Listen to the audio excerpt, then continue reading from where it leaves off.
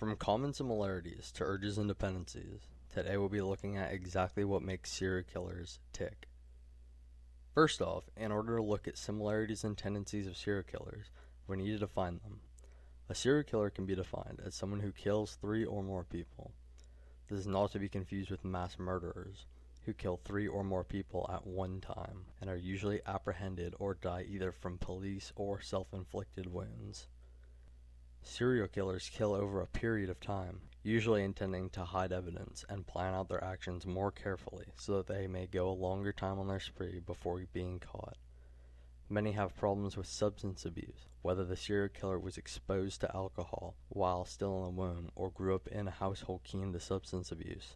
Research has shown that over 70% of serial killers have dealt with substance abuse.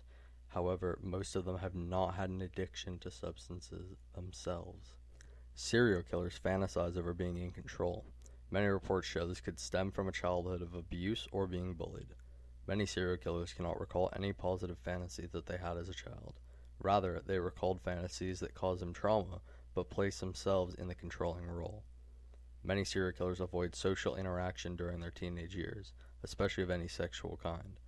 Many serial killers also develop extreme fetishes, beginning with harmless acts and gradually getting worse and worse, eventually escalating to rape, murder, and sometimes mutilation.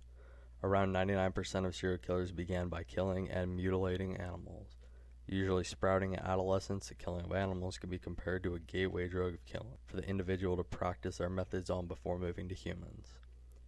Famed serial killer Jeffrey Dahmer is one example of many who, in adolescence, dissected animals, and then later on moved to the murder, dissection, and even cannibalism of humans.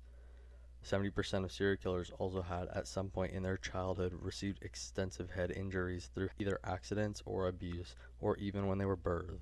Also, many serial killers begin with arson. The control of humans and acting out their fantasies that serial killers crave gives them a feeling of control, a feeling that can also be replicated with control of fire. Of course, however, there are exceptions. Just because you have one or more of the traits does not mean you are a serial killer.